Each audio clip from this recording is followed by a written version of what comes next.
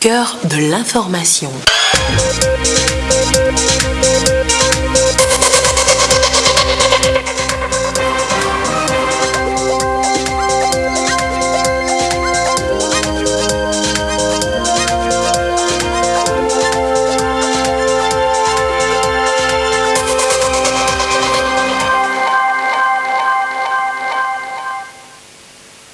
Il est l'heure du journal sur la télévision togolaise. Madame, Monsieur, bonsoir. Et voici les titres de cette édition. Les chrétiens du monde entier ont célébré ce 30 mai l'ascension, la montée du Christ au ciel. Ils ont réaffirmé une fois encore leur foi à travers chants d'allégresse dans leurs différents lieux d'adoration. Les échos dans cette édition. Plusieurs mesures ont été prises pour garantir une sérénité d'activité aux entrepreneurs togolais. Et cette semaine, ils sont appelés à les redécouvrir pour mieux en bénéficier. Et puis, il y a 42 ans était instituée la journée de l'arbre, le 1er juin. Une initiative pour préserver le couvert végétal togolais. 4 décennies après, quels sont les acquis de cette journée? Les réponses dans ce journal. Voilà donc pour les titres. Ce jeudi donc, les chrétiens du monde célèbrent l'ascension ou la montée de Jésus-Christ au ciel. Chez les catholiques, une messe a été dite ce matin à cet effet et à la cathédrale Sacré-Cœur de Lomé. Moment d'adoration et de renouvellement de leur foi en Christ. Le compte rendu avec Ramdan Bassina. Après sa mort le vendredi saint et sa résurrection le dimanche de Pâques, Jésus-Christ est monté vers son Père. Cet événement marque la fin de sa mission sur terre et le début de l'activité missionnaire des apôtres. Les fidèles catholiques du monde entier célèbrent en ce jour l'ascension et renouvellent ainsi leur foi en Christ Sauveur. L'ascension du Christ, célébrée 40 jours après la Pâque, annonce la venue du Saint-Esprit et la formation de l'Église. Ici, à la cathédrale Sacré-Cœur de Jésus de Lomé, les textes bibliques tirés du livre de Luc et des Actes des Apôtres appellent les fidèles à l'espérance d'une vie nouvelle. Marcher dans les pas de Jésus et surtout le faire vivre à travers les actes, telles sont les recommandations du Père célébrant. L'ascension fait la charnière entre l'histoire de Jésus et l'histoire des chrétiens. Ceci m'amène à faire 3 réflexions sur l'ascension du Seigneur. Première réflexion, le Christ disparaît aux yeux de ses apôtres et entre dans la gloire du Père. Il est glorifié par le Père. Pour nous, Jésus, notre Seigneur, c'est notre Seigneur, qui entre dans la gloire, est invisible de son Église. Deuxième réflexion, le christianisme est l'histoire de la fidélité des hommes à un maître absent. Mais la mission continue.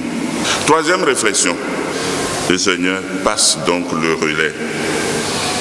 C'est donc le temps des apôtres ou encore le temps de l'Église. À la suite des apôtres, les chrétiens de tout temps et de tout lieu sont appelés à rendre le Christ visible par leur témoignage de vie. Les fidèles catholiques de la paroisse Sacré-Cœur de Jésus, rassemblés autour du prélat, voient en ce deuxième mystère glorieux une incitation à raffermir leur foi. Si ma foi n'a pas augmenté, si ma foi n'est pas certaine, si notre foi n'a pas augmenté, je ne pense pas que ce matin, on serait encore ici pour célébrer cette Eucharistie en l'honneur du Christ, en l'honneur de l'agneau immolé qui monte, qui va dans les cieux auprès de son Père. Comme il l'a dit, il va préparer une place pour nous. Voilà pourquoi nous célébrons ce jour sa montée vers le ciel. Dans la joie, ils espèrent surtout entrer au sanctuaire du ciel grâce au sang versé par le Messie. En attendant que l'agneau immolé envoie le Saint-Esprit du jour après son ascension, les fidèles prient pour que l'amour triomphe sur la haine partout dans le monde. 40 jours après sa résurrection, Jésus-Christ est donc monté au ciel. Et les fidèles chrétiens se rappellent de cette élévation à travers culte et messe. À Pégamé, les fidèles de l'église évangélique presbytérienne du Togo ont également commémoré ce jour à travers un culte durant lequel ils ont prié pour le Togo et surtout pour les élections locales à venir. Le compte rendu avec Robert Kotogwe et Ramdan Bassina.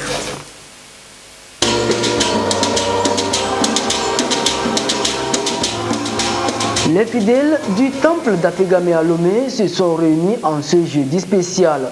Comme les disciples de Jésus-Christ à Béthania, 40 jours après sa résurrection parmi les morts. À travers ce culte, ces fidèles chrétiens et le corps pastoral commémorent la montée du Seigneur auprès de son Père.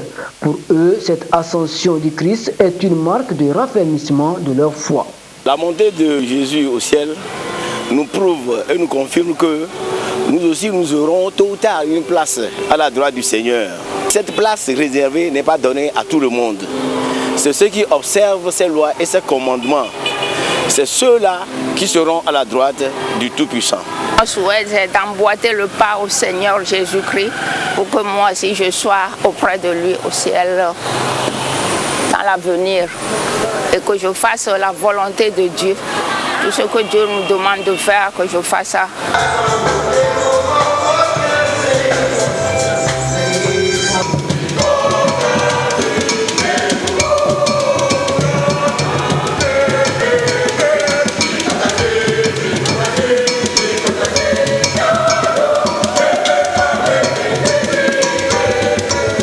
Le mystère de l'ascension, selon le révérend pasteur Agbakla Dieudonné, est une invite à se préoccuper des réalités d'en haut et à œuvrer pour le maintien du corps du Christ, selon l'évangile de Luc chapitre 24, les versets 44 à 52. Si Jésus, dans son cheminement vers le ciel, est le thème que nous avons développé aujourd'hui, c'est une interpellation. Il va falloir que nous arrivions à mettre fin à certains comportements, à mettre fin à certaines attitudes que nous avons l'habitude de faire. Parce que ces attitudes charnelles ne nous permettront jamais, en aucun cas, de pouvoir accéder à ce demeure céleste que Jésus est allé nous préparer. À ce culte commémoratif de l'ascension du Christ, les fidèles d'Apégamé ont aussi adressé une prière spéciale à Dieu pour une élection locale apaisée. Nous avons prié pour le Togo, notre pays, notre cher pays, parce que la Bible nous a instruit de toujours prier pour nos nations, parce que s'il y a la paix dans la nation, nous serons tous en paix. Et comme notre pays est en train de préparer l'élection locale, donc nous avons jugé d'intercéder en faveur de notre pays pour que ces élections puissent se dérouler dans des bonnes conditions pour que règne à jamais au Togo la paix.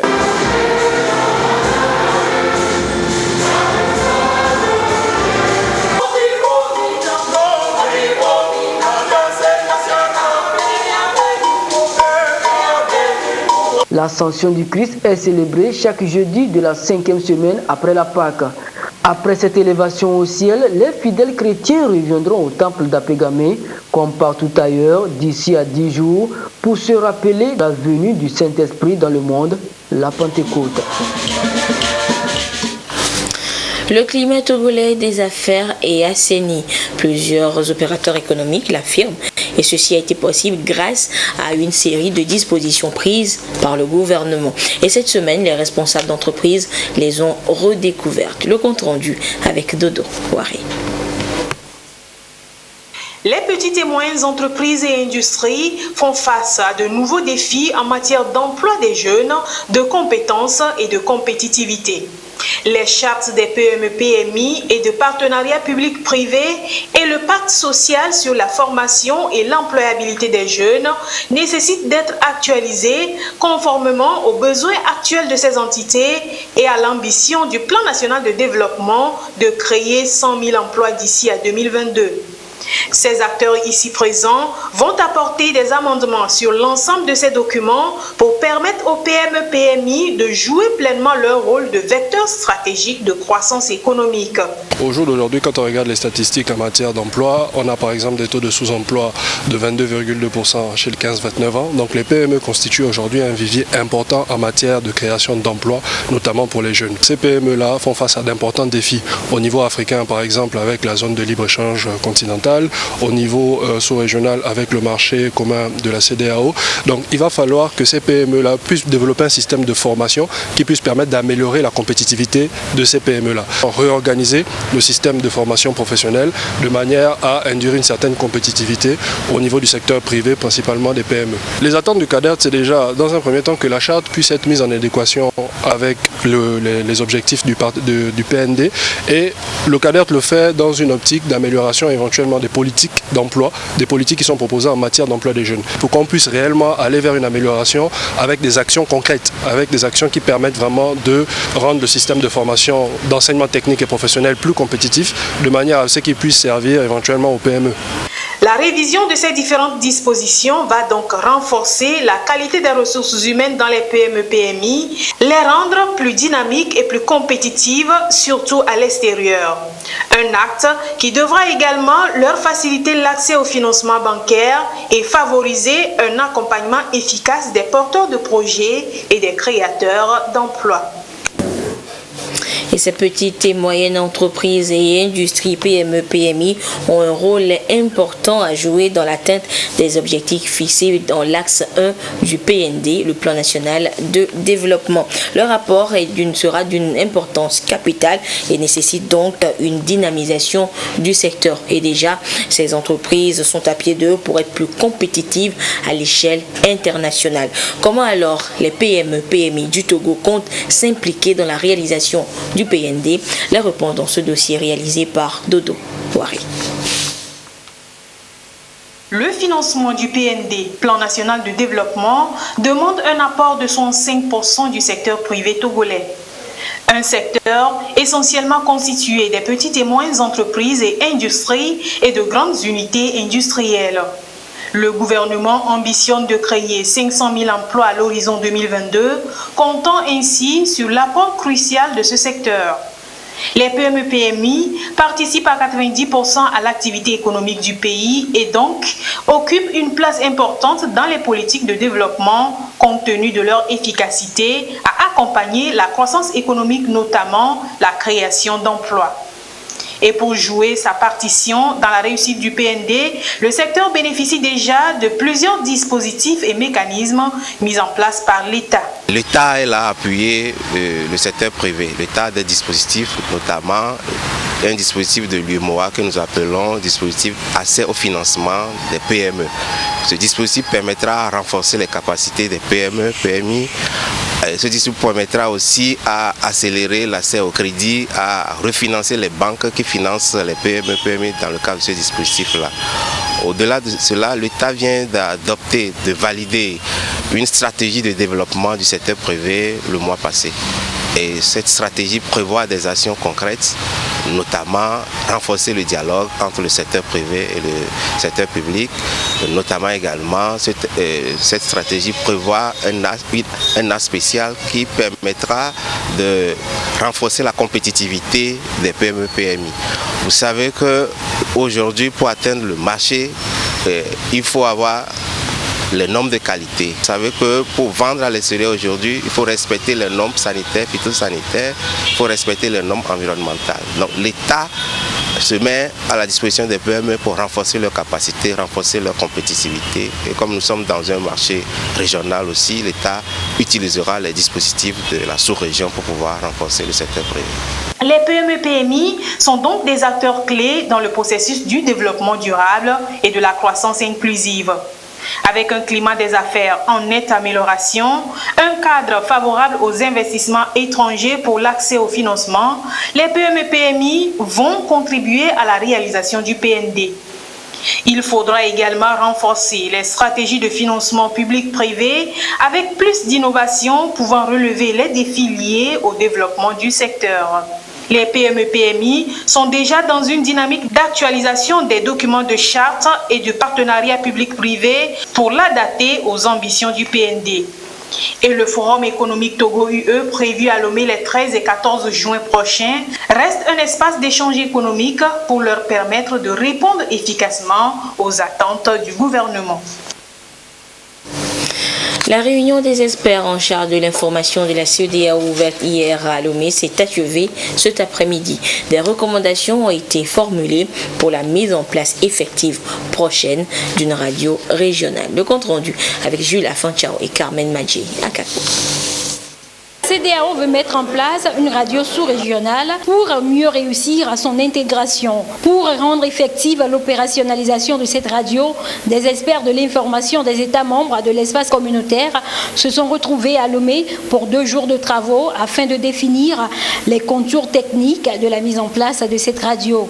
À l'issue de la rencontre, des recommandations ont été faites par les experts. Les recommandations portent sur 3 points.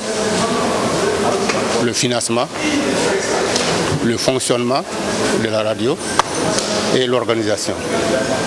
Et à chacun de ces 3 points, chaque acteur, à savoir les États membres bien sûr, en premier lieu, la Commission, a eu un certain nombre de recommandations qu'il doit mettre en œuvre.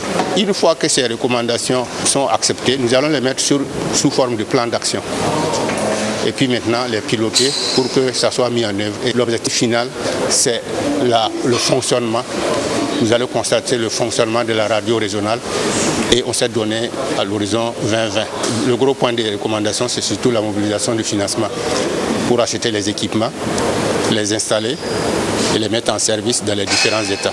Ces recommandations seront soumises dans les prochains jours au ministre en charge de l'information de la CEDEAO.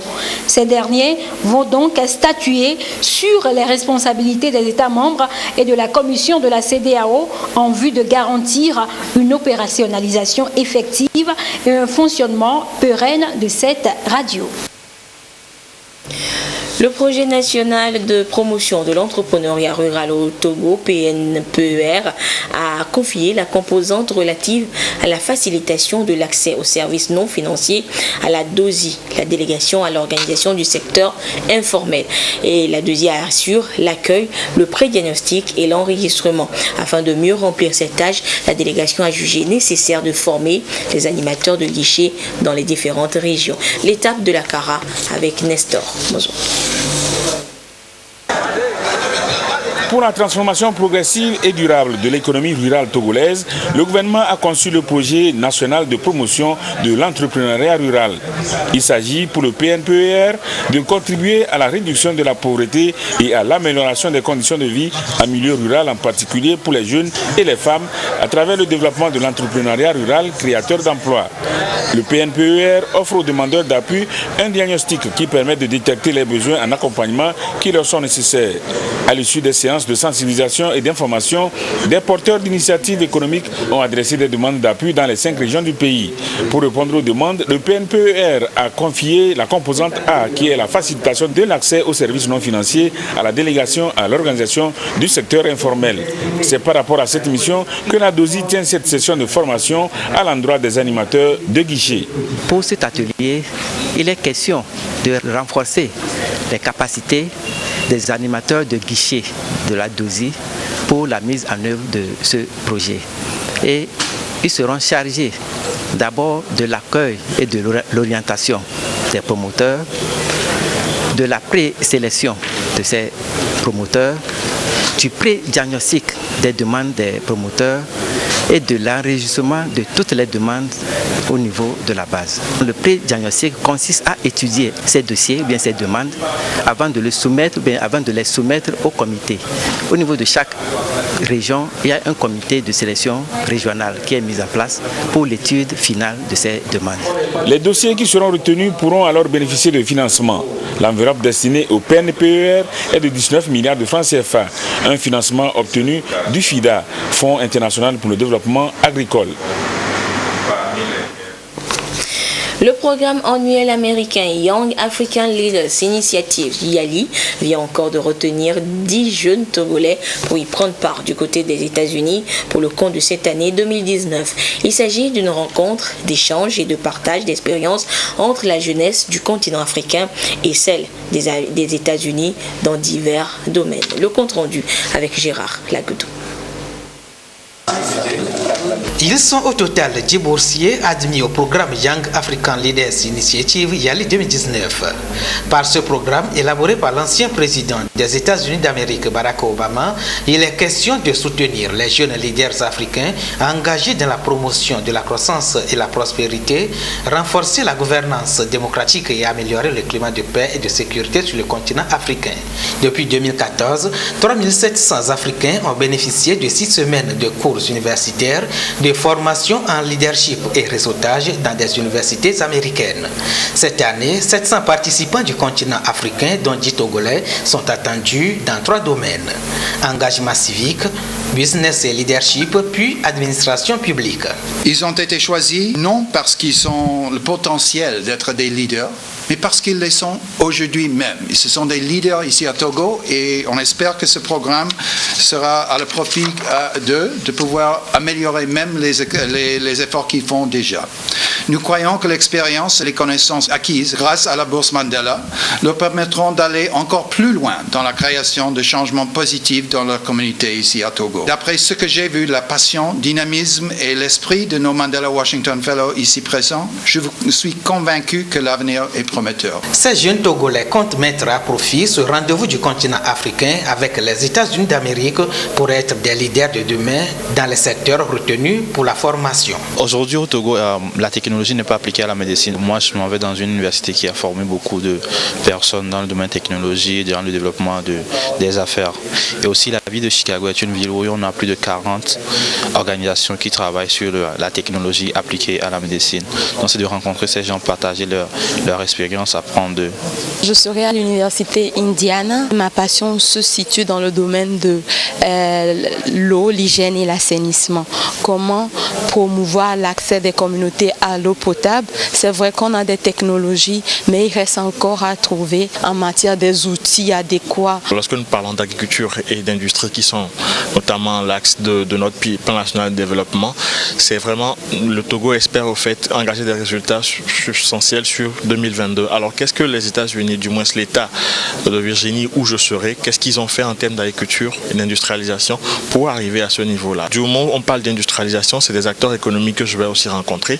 Donc c'est une vitrine pour moi de faire la promotion des produits locaux, de présenter les priorités que nous avons et pourquoi pas de trouver des investisseurs ou personnes qui seront intéressées par ce que nous faisons. 46 jeunes Togolais se sont déjà inspirés de l'expérience des Américains à travers le programme Mandela Washington Fellowship YALI.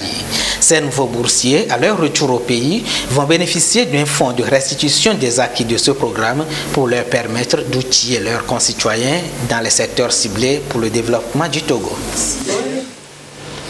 C'est le 1er juin 1977 que feu président Gnazingbe Eyadema a institué ce jour, journée de l'arbre. Il était question pour chaque Togolais de planter un arbre, plutôt de mettre en terre un plant. La question qui se pose est la suivante. Et après la mise en terre de ces plants, quel est le suivi? 42 ans après, Albertine Yakin nous remonte le temps pour nous. Voici son dossier. L'arbre est une essence naturelle qui joue un rôle fondamental dans la vie de l'homme. Selon les experts en foresterie, les plants ont des atouts dans les domaines socio-économiques et écologiques. À travers ces vertus, l'autorité publique entend pérenniser leur existence dans l'environnement national. C'est pourquoi, le 1er juin de chaque année, la mise en terre des essences est devenue une tradition. Nous collaborons avec les délégations spéciales des préfectures du Golfe et d'Aguay, ainsi que la délégation de la mairie, pour qu'une fois les plants mis en terre, puissent être entretenus. Le site retenu cette année pour le lancement de la journée de l'arbre, le 1er juin 2019, est encore le centre d'enfouissement technique d'Akepe. Ce site dispose d'une grande superficie à reboiser et la volonté des gestionnaires du site, la mairie en l'occurrence, c'est de pouvoir reboiser tout le périmètre du site. Avant le 1er juin 2019, l'activité de reboisement qui est à l'actif du ministère de l'Environnement, du Développement durable et de la protection de la nature nécessite certains préparatifs sur le terrain. Au centre de Davier, il y a 8000 plants qui ont été prévus pour cette journée. Nous avons des essences comme le Kaya sénégalensis qui est en place. Il y a les Eucalyptus, il y a le Sena Siamea, donc qui sont actuellement en place. Et les 8000 plants, c'est exactement pour le lancement. Il y a aussi d'autres plants de pépiniéristes qui ont produit environ 3 millions de pieds. Ces pieds serviront à planter durant toute la saison.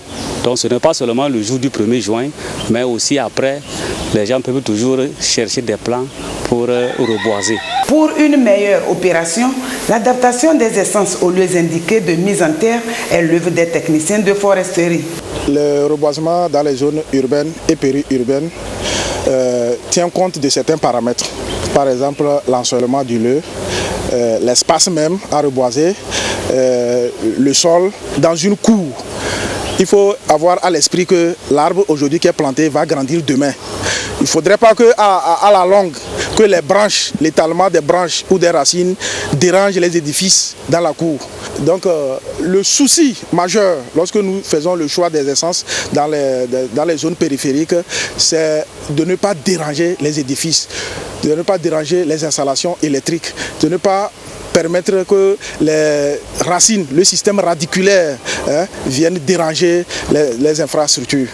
Depuis 1977, le reboisement a connu un long parcours. Ainsi, les responsables en la matière nous en disent plus. Pour la période 2008 à 2017, que nous avons fait une évaluation, pour la journée, le lancement seul, nous avons une superficie de 7,8 hectares de reboisés.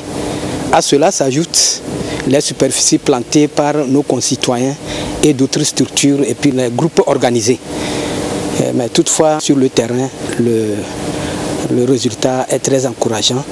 Avec l'institution du 1er juin, il y a un engouement parce que aujourd'hui toute la population est consciente des problèmes, des effets pervers des changements climatiques. Et comme c'est seul le reboisement qui peut nous amener à trouver des solutions idoines, donc toute la population s'engage. La mise en terre d'un plan chaque année relève un certain nombre de défis liés à la dégradation des sols. Il s'agit des inondations qui sont un grand fléau que vivent certaines communautés. Également, les arbres présentent un potentiel et des vertus. Le reboisement est un processus qui favorise la croissance des forêts en matière de gestion durable. Du matériel de protection et de collecte de karité a été remis au groupement spécialisé dans la transformation du karité au niveau de la région des Savanes. C'est un appui de la STK, la Société togolaise de karité. À quoi servira ce matériel? Désiré Aloy nous le dit. Le processus. La filière karité très porteuse fait partie aujourd'hui du secteur agricole, moteur de croissance économique. Au Togo, des efforts sont consentis en amont pour booster et sécuriser la production nationale dont les retombées contribuent à améliorer l'autonomisation économique des femmes, surtout en milieu rural. Dans le cadre du programme d'appui aux populations vulnérables PAPV, les groupements de femmes dans la filière au niveau de la région des Savanes reçoivent un appui en matériel de protection et de collecte pour leur permettre de mieux faire face aux besoins exprimés. Pendant la formation, elles avaient exprimé le besoin d'avoir des choses pour se protéger, pour aller chercher le karité. Donc c'est juste pour qu'elles augmentent les quantités qu'elles prennent. La région des Savanes est la région où il y a plus de karité. Donc c'est une région capitale pour la filière karité. L'autonomisation de la femme passe par là et je suis fière de les voir aussi nombreuses. Nous souhaitons que cette année, qu'elles fassent 10 fois plus avec ce matériel. Je sais que la femme togolaise est une battante et elle se bat. C'est une étape importante dans le vaste programme de durabilité de la filière avec le soutien du gouvernement togolais et ses partenaires. Je suis vraiment heureux avec Maman Kiala de tout ce qu'il nous a donné, comme les matériels à travailler dans nos scopes. Nous allons bien utiliser les matériels pour que le travail marche bien, pour que le Togo se développe. Nous sommes sortis dans la pauvreté. Maintenant, nous allons travailler de plus en plus. Même ceux qui ne sont pas dans notre groupe, arriver à la maison, je les former à toutes les femmes de travailler comme nous pour réussir un autre jour comme nous aussi. On doit bien protéger maintenant le karité. On doit la planter. Même si je vois quelqu'un qui est en train de couper l'arbre, je vais chercher les eaux forêts pour leur dire que ça ne se fait pas, qu'ils sont en train de détruire les arbres, puisque c'est l'environnement du milieu. Le Togo fait partie de l'Alliance globale du karité. Pour les acteurs, il faut davantage renforcer les capacités productives des femmes à travers le pays pour plus de rendement afin de contribuer à la croissance économique et répondre à l'acte 2 et 3. Eduslam, acte 3, c'était le week-end dernier du côté de l'Institut français à Lomé. Les élèves venus des collèges et lycées de Lomé ont essayé de manier la langue de Molière à travers le slam. Le compte rendu avec Ulrich Amega, Kwasi Glé et Sandra Aziagbé.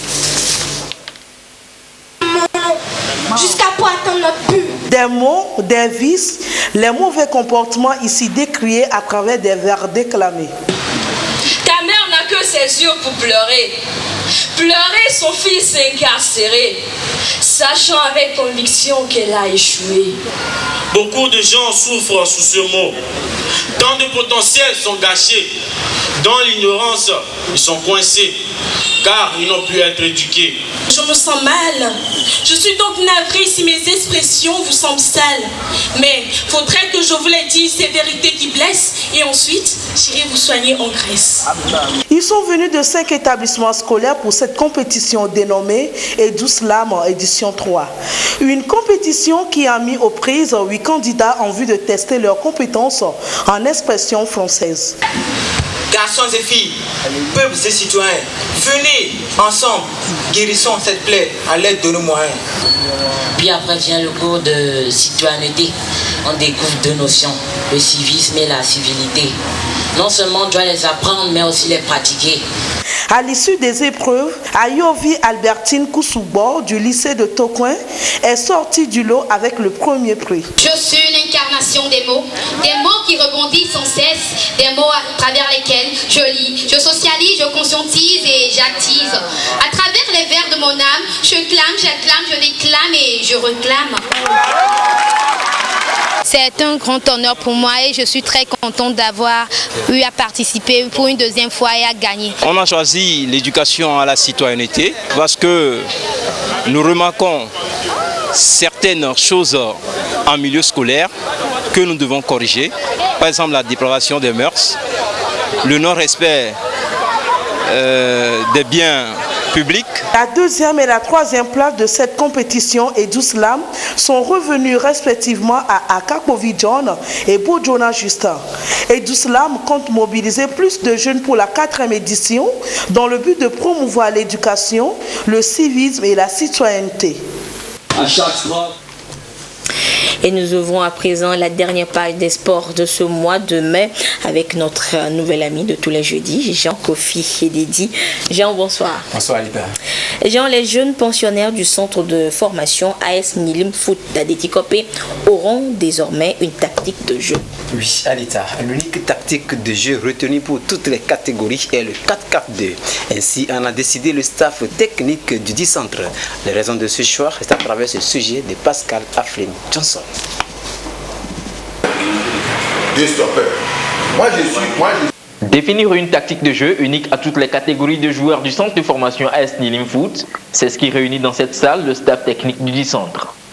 Après avoir passé en revue les avantages des unes et des autres tactiques, le 4-4-2 classique a été retenu à l'unanimité. C'est pour la technique, comment conduire les enfants, pour avoir un fond de jeu, le tact de jeu, la technique. C'est pour améliorer nos performances, les performances des joueurs. Le 4-4-2, c'est pour pouvoir empêcher l'adversaire à venir marquer et de remonter le terrain. Et si les enfants sont techniquement au point, donc puissent marquer des buts et empêcher l'adversaire de venir marquer les buts. Créé il y a un peu plus d'1 an, le centre Nilim Foot se veut l'un des meilleurs du pays et pour ce faire, axe son succès sur le travail bien fait. Ça produit, puisque quand je suis arrivé, j'ai revu les enfants. Il y a une petite amélioration par rapport à ce que j'avais vu. Donc je peux dire que ça va, on est à petits pas. Et si on espère quelque chose, il faudra qu'on le mette sur un long terme. Là, on aura vraiment le résultat qu'on recherche. Dans 2, 3, 4, 5 ans, je pense qu'on aura des éléments de Nilim Football qui auront participé à des compétitions nationales, à des recoupements par exemple l'équipe nationale cadette, junior. J'espère qu'on aura des éléments là-bas. Le 4-4-2 définitivement arrêté par l'Est Nilim Foot sera mis en pratique aux prochaines séances d'entraînement et jaugé lors des tout prochains matchs amicaux.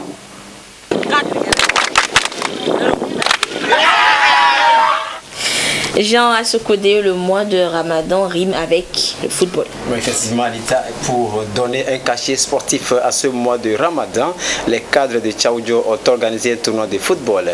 La rencontre inaugurale de cette compétition a connu la victoire des Aigles Royales de Tchaonda sur Pekmewe de Didaouré 2-1. C'était le week-end dernier au stade municipal de Sokoli. Compte rendu, la marque Bojona.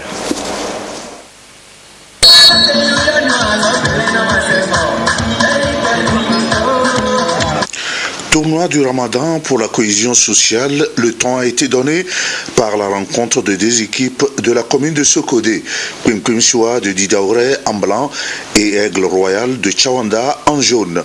Le coup d'envoi qui a permis les affrontements a donné l'occasion à la 15e minute à l'équipe de Tchawanda d'ouvrir le score par le dorsard numéro 9.